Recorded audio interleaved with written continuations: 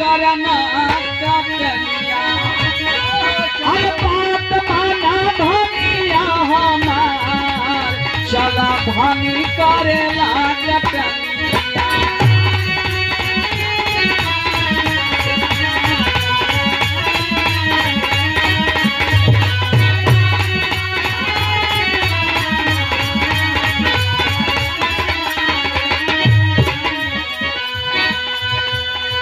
कहता कि देखा अगर बर्बाद होई तो कौनो दूसरा के ना जाई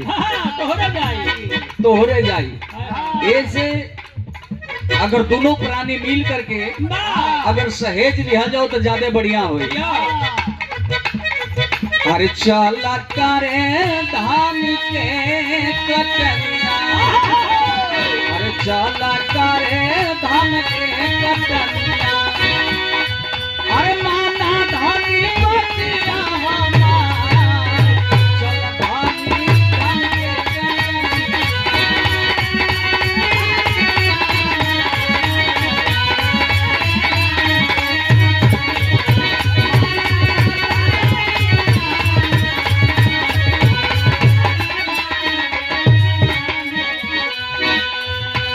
यही में कौनो शिवानी जी के हु के दिल टूटल बा तो कहता अरे की कातिल बनौले के सोनावा आगे कातिल बनौले के सोनावा तोरी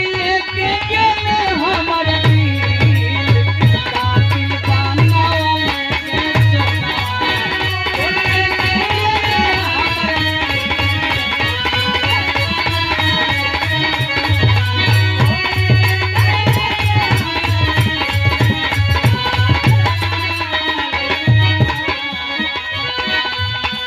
लेकिन गवैया बदल बदल के गावे यही में केहू के और जब संकट पड़ल हो